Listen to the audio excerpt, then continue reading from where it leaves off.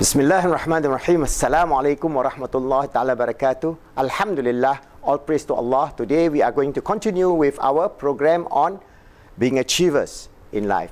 So on this part, we are going back to the basic framework that if you are talking about being achievers in life, there are these important key concepts that we must understand. First, the purpose and meaning in life as Khalifah of Allah on this earth. We have elaborated, and there will be more videos giving you the detailed programs of being Khalifah of Allah as we have conducted in our Positive Islamic Psychology Practitioner Program Level 1.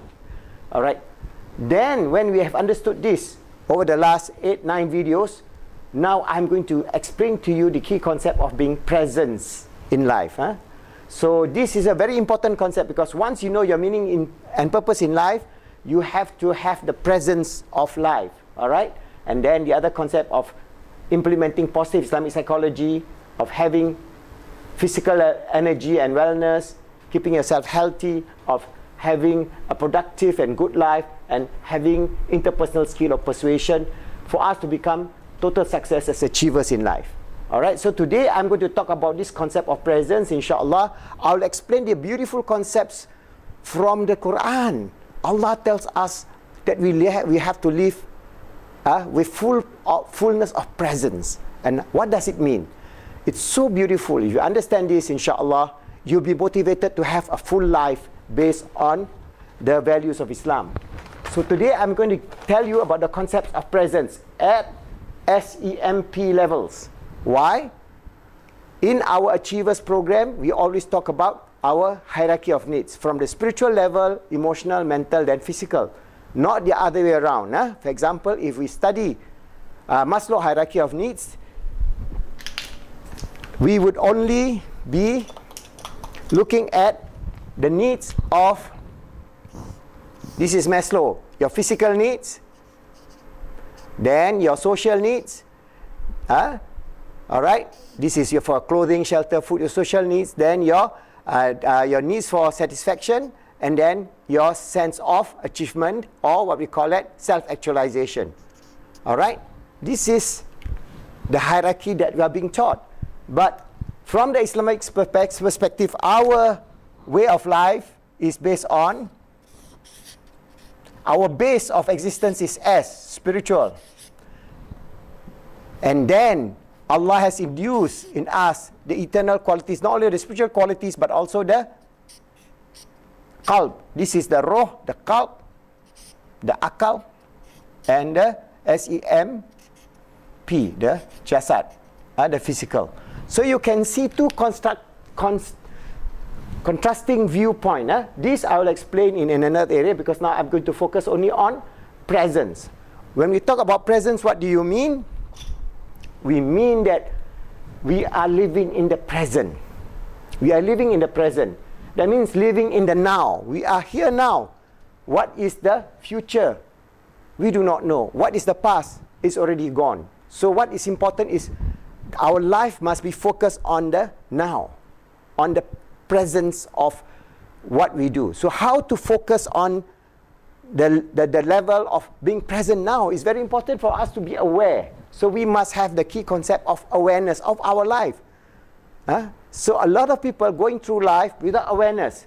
They are going through life like a zombie. They wake up in the morning, okay, they have their breakfast, go to work, alright, they work until they're tired, alright, then they go home, have their dinner, and then sleep. Tomorrow they repeat the cycle.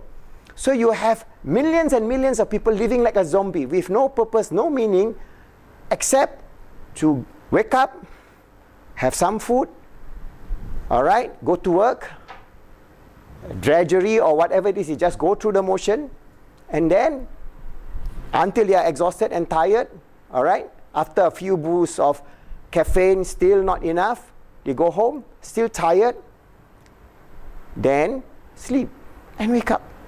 And if your life is that life, that kind of life, it is a dog life. It is like a rat on a treadmill, just running around, going nowhere. So what is important for us as Muslims is, yes, we have to work, no doubt, but we must have a life more than work. So awareness that every day of our life is a gift from Allah subhanahu wa ta'ala. It's a gift in which we must be able to utilize it to the fullest in terms of our awareness. Awareness of what? Awareness of our life as the servant and as the Caliph of Allah on this earth. That which we have spoken about many times earlier on. So awareness is, we are aware of our present condition. We are aware that we have something to do today that inshallah will bring us greater happiness, greater love, greater joy. That is very important. Not just wake up, work, go home, sleep. All right? So try to get away from that drudgery.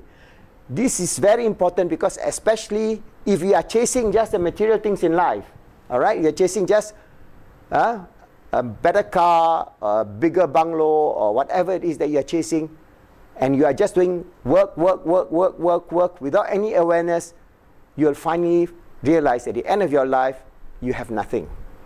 At the end of your life, maybe you can be a multimillionaire. You can be so rich, but at the end of your life, you regret that life is not the fullness of life that we seek and we desire to do. So what is important is for us to understand that this awareness must be at the spiritual level. That means our ibadah to Allah subhanahu wa ta'ala. So are we having good nearness to Allah subhanahu wa ta'ala? Because Allah tells us He is Kareeb. Whenever you ask, He is near. So when we go to our prayer, say Allahu Akbar, we realize how great it is to be able to link ourselves, to be close to our Creator. That is the whole concept of ihsan in Islam. That you say your prayer as if you're seeing Allah subhanahu wa ta'ala. Even you're not seeing Him, He is seeing you and He's closer to you than your jugular vein. So we are aware of that. So when we say Allahu Akbar, we have a protector. We have the one who has all the beautiful names and the beautiful attributes. The mercy, the compassion, the love, the sense of gratitude that He gave us and so on. So infuse that values of Asmaul Husna. Aware every single word that you say in your prayer. And inshallah at the spiritual level, we have awareness. When we have awareness, then we have the fullness of ibadah. The same thing, at the emotional level, we must be aware. For example, we are with our family, we are with our children. Do we take our handphone and then your children or your grandchildren, you look and yeah. So that is not presence. That is very, very bad. And now that is a very bad addiction and very bad problem because there's no personal communication. When you are doing that, they also will take another handphone, they'll be doing that. And when they talk to you also, they are not talking to you. They are talking to the handphone. So there is no connection. So even though we say we have now this great idea of having a handphone to do so many things, they are playing games while you are talking to them, while you're giving nasihah. So which will get into their subconscious mind? It is the game, not your nasihah. So it's first you must set by example that, for example, if you are with your grandchildren, you had to have the fullness of life, they must sense your love. So you must give them a good hug, a good kiss, play with them, have joy with them. You have joy, they have joy. Tickle them, do whatever you play chasing with them, play hide and seek with them, whatever that you need to do. Then they have a sense of connection with you because their love, their awareness is pure, fitrah. So they can give you the fullness of joy of life.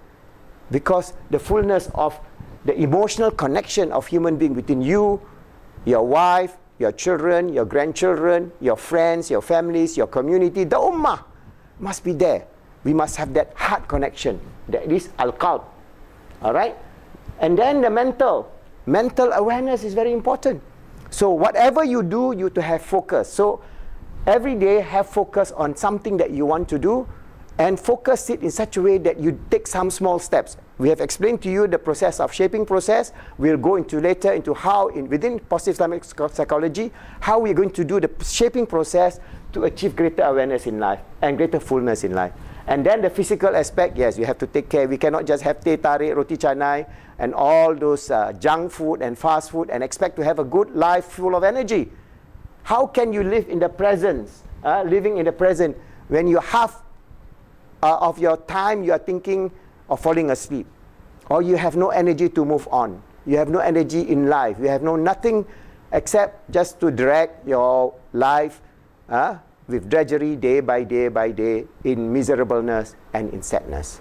So this is where I think it is important for you to remember the concepts of presence, and I will give you more detail about how these concepts of presence will be linked to our past and our future, the Quranic concept, and how we are going to achieve presence in our life, inshallah. But before you leave, I will give you an exercise. All of you out there are the exercise paper here. I have one exercise. I've closed this paper.